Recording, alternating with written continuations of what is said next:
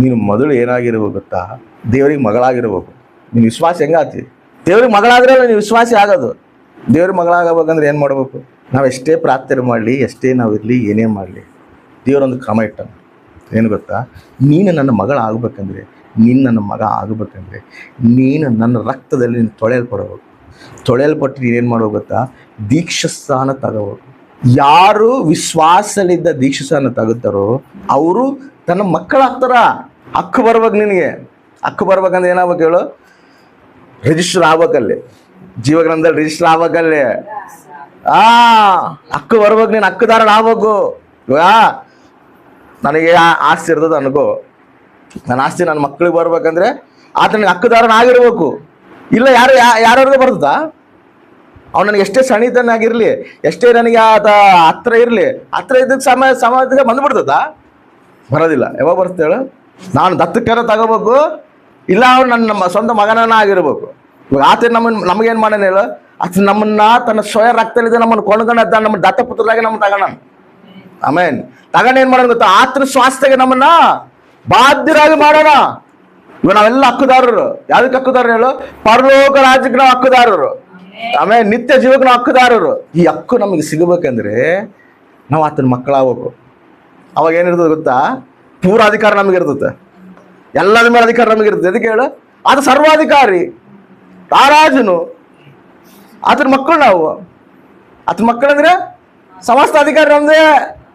ಆಮೇಲೆ ರಾಜನ ಮಕ್ಕಳಿಗೆ ಸಣ್ಣನಾಗಿದ್ರು ಕೂಡ ಚಿತ್ತಂ ಪ್ರಭು ಅಂತ ಬರ್ತಾರ. ಸಣ್ಣನಲ್ಲ ಆದ್ರೆ ಸಣ್ಣನಾದ್ರು ಕೂಡ ಯಾರ ಮಗ? ಆ ಘನತೆ, ಆ ಅಧಿಕಾರ ನಮಗೆ ಬರ್ಬೇಕಂದ್ರೆ ನಾವು ಆತನ ಮಕ್ಕಳಾಗಬೇಕು. ಆತನ ಮಕ್ಕಳು ಯಾವಾಗ ಆತೀವೋ ಸಮಸ್ತ ಅಧಿಕಾರ ನಮಗೆ ಬರ್ತದೆ. ಅವನು ನಿನ್ನ ಮೇಲೆ ಏನು ಏಳುಬಡೆ ಮಾಡೋದಿಲ್ಲ, ನಿನ್ನ ಮೇಲೆ ಏನು ಅಧಿಕಾರ ಚಲಾಯಿಸೋದಿಲ್ಲ. ಎದಕ್ಕಂದ್ರೆ ನಿನ್ನ ಮೇಲೆ ಏನಿರ್ತದೆ ಗೊತ್ತಾ? ಕ್ರಿಸ್ತ ರಕ್ತ ಇರ್ತದೆ. ಆಮೇನ್. ಪುನರುತ್ಥಾನ ಶಕ್ತಿ ಇರ್ತದೆ ನಿನ್ನಲ್ಲಿ. ಪರಿಶುದ್ಧಾತ್ಮನ ಅಭಿಷೇಕ ನಿನ್ನಲ್ಲಿ ಇರ್ತದೆ. ಪರಿಶುದ್ಧಾತ್ಮ ನಮ್ಮೊಳಗಿರ್ಬೇಕ. ಯಾವಾಗಿರ್ತಾನೆ ಹೇಳು? ಯಾವಾಗಾದ್ರೂ ನೀನು ನಂಬಿ ನೀನು ದೀಕ್ಷಾಸ್ನಾನ ತಗೊಂಡು ನೀನು ರಕ್ಷಣೆಯಲ್ಲಿ ಬರ್ತೀವೋ ಅವಾಗ ಪರಿಶುದ್ಧ ಆತ್ಮ ನೀನು ಒಳಗೆ ಬರ್ತಾನೆ. ನೀನು ಅವಾಗ ಆತನೊಳಗೆ ಆಗ್ಬಿಡ್ತಿ, ಆತಗೆ ಸ್ವಾಸ್ಥ್ಯ ಆಗ್ಬಿಡ್ತಿ, ಆತಗೆ ನಿನ್ನ ಮಗಳಾಗ್ಬಿಡ್ತಿ, ಆತ ನಿನಗೆ ತಂದೆ ಆಗ್ಬಿಡ್ತಾನ.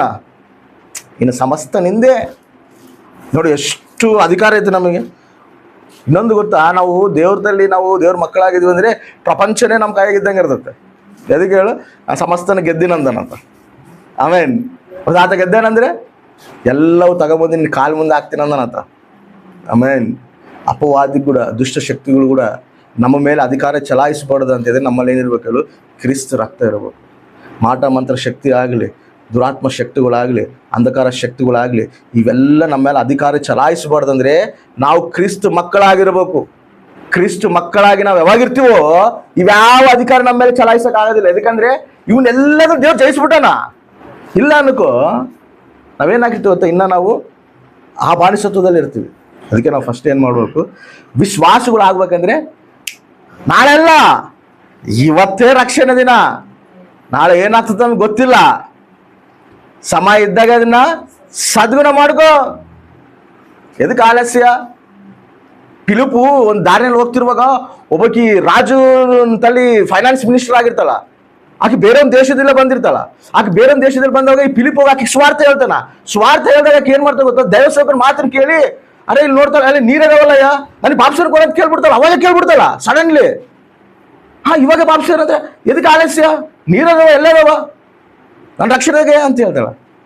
ಅವಾಗ ಏನ್ ಮಾಡ್ತಾನಲ್ಲ ಆಕೆ, ಸರೇ ಬಾ ಅಂತೇಳಿ ಅವಾಗ ಆಕೆ ಬಾಪ್ಸನ್ ಕೊಡ್ತಾನೆ. ಆಮೇನ್. ಯಾವಾಗ ಆಕೆ ರಕ್ಷಣೆ ಹೊಂದುತ್ತಾಳ. ಪೇತರು ಬೋಧಿಸ್ತಿರುವಾಗ 5,000 ಜನ ಇರ್ತಾರ. ಅವ್ರೆಲ್ಲರೂ ಏನ್ ಮಾಡ್ಬೇಕಯ್ಯ ಅಂತ ಕೇಳ್ತಾರ. ಏನು ಮಾಡೋದು ಏನೈತೆ? ನಿಮ್ ಪಾಪಗಳು ಒಪ್ಕೊಂಡು ನೀವು ಬಾಪ್ಸಂದ ರಕ್ಷಣೆದಲ್ಲಿ ಬರ್ರಿ ಅಂತ ಹೇಳಿದ್ರೆ ಅವರೆಲ್ಲ ರಕ್ಷಣೆದಲ್ಲಿ ಬಂದ್ಬಿಡ್ತಾರೆ. ಆ ಸ್ಪಾಟ್ನಾಗೆ. ಆಲಸ್ಯ ಏನಿಲ್ಲ. ತನ್ನ ಮಕ್ಕಳಾಗಕ್ಕೆ ನಾವು ಆಲಸ್ಯ ಪಡಬಾರ್ದು. ನಾವು ದೇವ್ರ ಮಕ್ಕಳು ಆಗ್ಬಿಡ್ಬೇಕು ಫಸ್ಟ್. ನಾವು ಆತನ ಮಕ್ಕಳಾದಾಗ ಆತನ ಪ್ರೊಟೆಕ್ಷನ್ ನಮಗೆ ಬರ್ತದೆ, ಆತನ ಕಂಚೆ ನಮಗೆ ಬರ್ತದೆ. ಆತನ ಕಂಚೆ ಹೇಳ್ದಂಗೆ ನೀನು ಎಷ್ಟು ಹೋರಾಡಿದ್ರು ಕೂಡ ನಿನ್ನ ಮೇಲೆ ಇನ್ನ ಲೋಕಾಧಿಕಾರಿ ನಿನ್ನ ಮೇಲೆ ಏಳುಗೋಡೆ ಮಾಡ್ತಿರ್ತಾನ. ನೀನು ಎಷ್ಟೇ ಹೋರಾಡಿದ್ರು ಕೂಡ ನೀನು ಆತನ ಮಗಳಾಗಿ ಹೋರಾಡ್ಬೇಕು. ನೀನು ಮಗಳಾಗಿ ಹೋರಾಡಿದ್ರೇನೆ ನೀನು ಅವನ್ನ ಜಯಿಸ್ತಿ.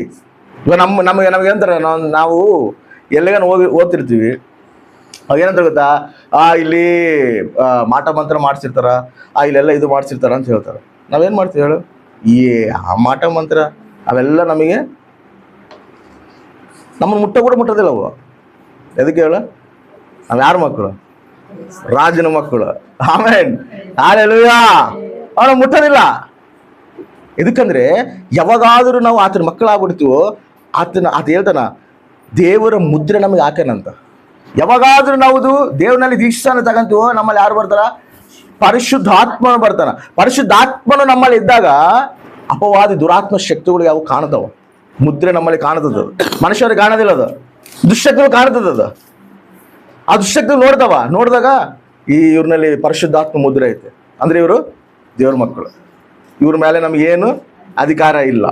ನಮ್ಮ ಮೇಲಾಗ್ಲಿ, ನಮ್ಮ ಕುಟುಂಬದಲ್ಲಾಗ್ಲಿ, ನಮ್ಮ ಮಕ್ಕಳ ಮೇಲಾಗ್ಲಿ, ನಮ್ಮ ಫ್ಯಾಮಿಲಿ ಮೇಲಾಗ್ಲಿ, ನಮ್ಮ ಬಂಧುಗಳ ಮೇಲಾಗ್ಲಿ ಅಧಿಕಾರ ಅವನು ಚಲಾಯಿಸ್ಬೇಕಂದ್ರೆ ನಾವು ಆತನ ಮಕ್ಕಳಾಗಿರೋದನ್ನ ಚಲಾಯಿಸ್ತಾನ. ನಾವು ಆತನ ಮಕ್ಕಳಾಗಿವನಕ್ಕೋ ಅವನ್ ಏನು ಮಾಡೋಕ್ಕಾಗೋದಿಲ್ಲ. ಅವ್ನು ಮಾಡಿದ್ರೆ ಗಲ್ವಿಲ್ ಮಾಡ್ಬೋದು, ಅಷ್ಟೇ ಮಾಡ್ಬೋದು ತಪ್ಪ ಅವ್ನು ನಮ್ಮನ್ನು ಮುಟ್ಟೋ ಅಧಿಕಾರ ಇಲ್ಲ.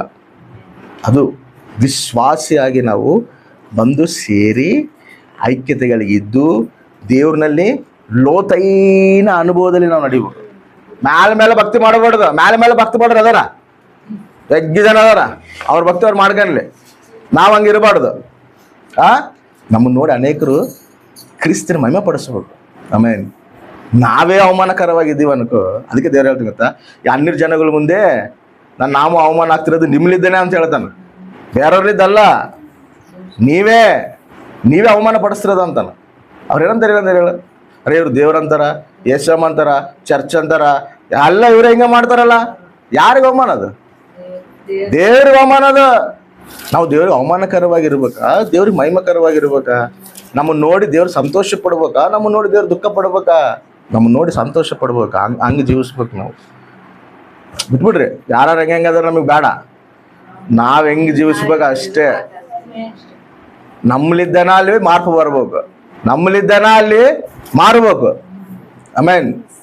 ಅವ್ರು ಮಾರ್ತಾರೋ ಮಾರೋದಿಲ್ಲೋ ಅವ್ರಿಗೆ ಬಿಟ್ಟಿರೋದು.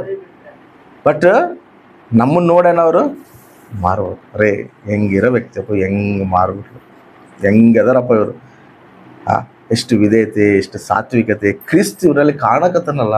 ಇದೆಲ್ಲ ನಿಜವಾದ ಭಕ್ತಿ ಅಂದರೆ, ಇದೆಲ್ಲ ನಿಜವಾದ ಕ್ರೈಸ್ತತ್ವ ಅಂದರೆ. ಆ ರೀತಿ ನಮ್ಮನ್ನು ನೋಡಿ ಅವರು ಅಣಕಬೇಕು.